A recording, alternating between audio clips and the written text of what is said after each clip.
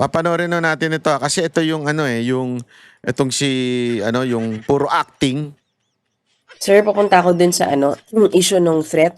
Sir, can you give us at least an idea? I know you cannot naman Mm. say everything, no?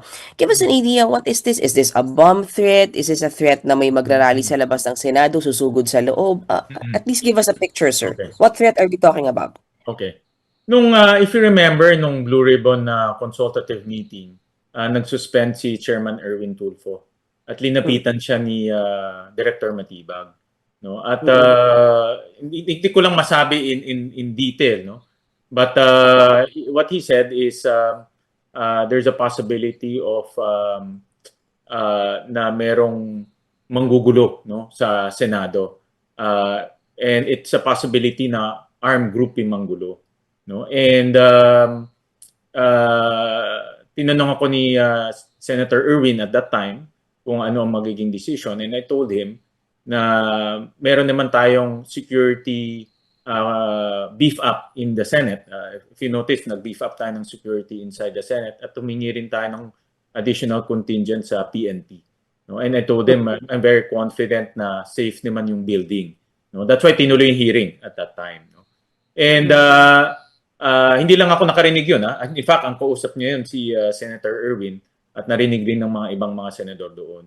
And ang assurance ko naman sa mga senador na through our Sergeant at Arms, ready tayo for any eventuality. That's why tinuloy. No? Nagkaroon lang ng earthquake kaya maaga in-adjourn or maaga sinuspend yung hearing. And at least that same day, I called the director of Yung bulungan na yon, yung picture ng bulungan na lumalabas sa social media, yung kalat-kalat na picture, yun po yung kesyo sinabi daw na meron threat.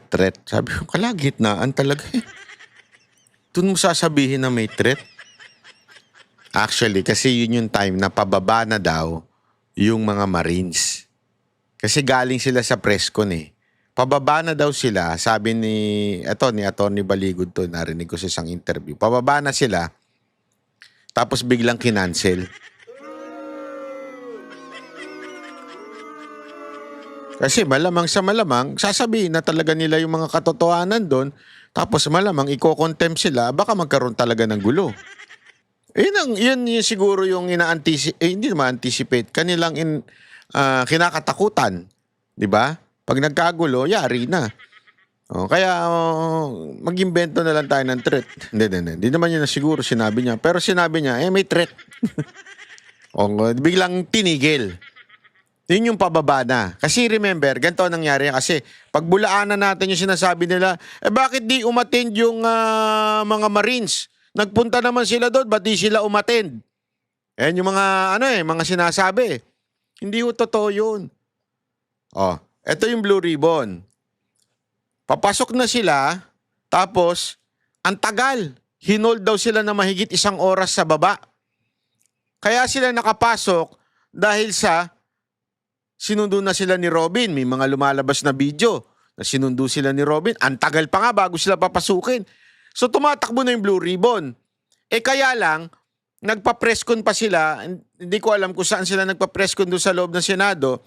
Dahil nga meron silang isasubmit na yung papel na may bagong 14 na lalabas. Sinagmit. So nag-presscon, ang haba ng mga tanungan ng mga media.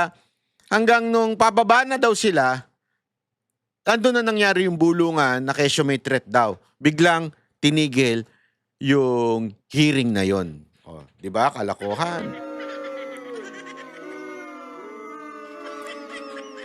Tapos ngayon, pinanindigan na nila yung threat na yan at yung paninindigan nilang threat na yan, ngayon, biglang kinancel na uli yung Blue Ribbon ni Marcoleta.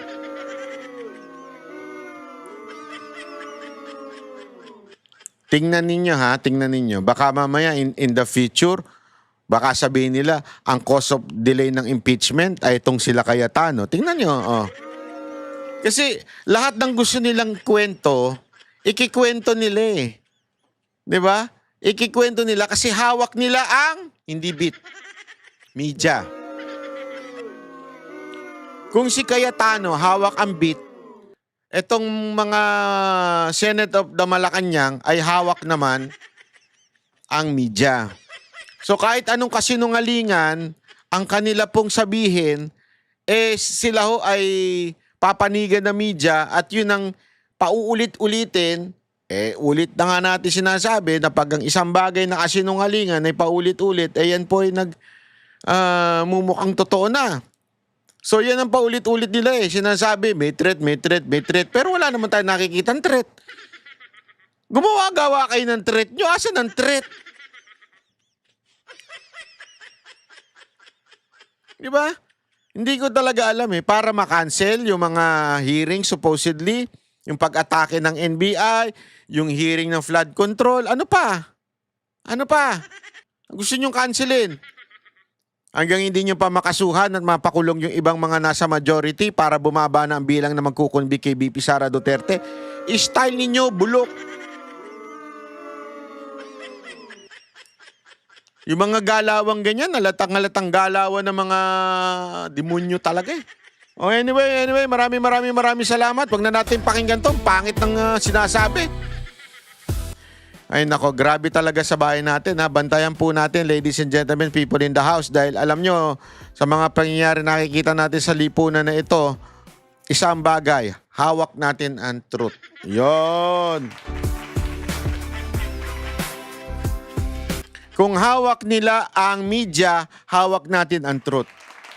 Yun. Kaya ladies and gentlemen, people in the house, huwag niyong kakalimutan mag-subscribe, i-share ang ating mga sinasabi dito. Pag nakita niyo yung picture ko at pagmumukha ko sa video, sa mga reels, i-share niyo na kagad. Matik yan! Hindi na kayo kailangan sabihin na magkaroon pa ng call to action.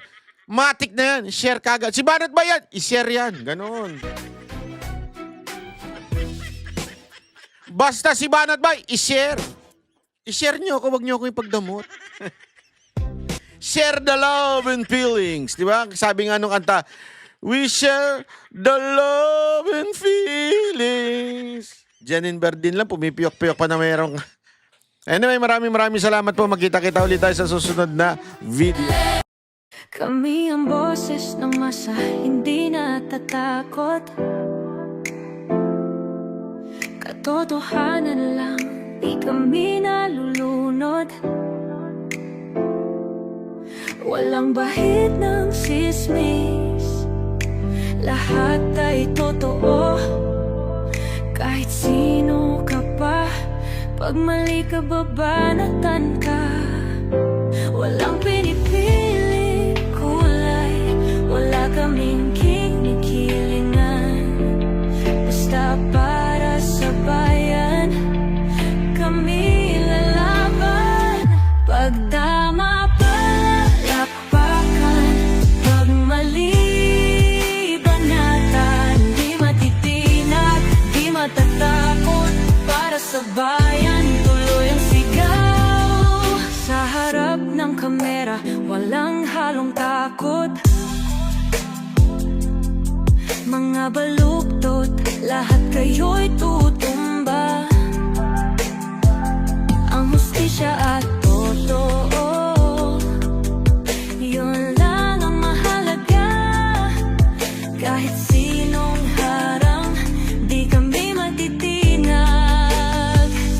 Walang pinipiling kulay, wala kaming kinikilingan.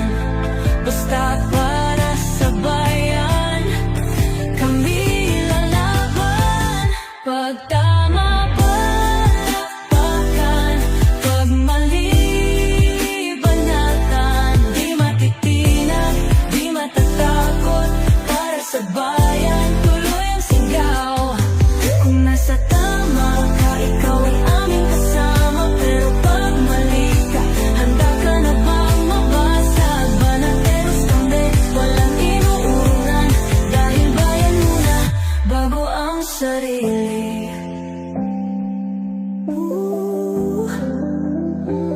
Bago ang sarili.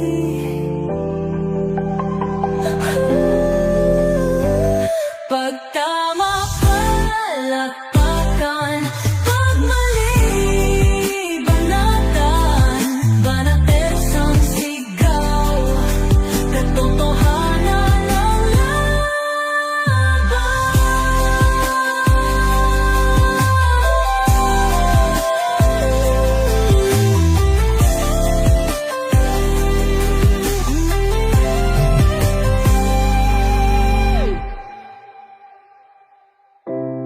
sa harap ng kamera, walang halong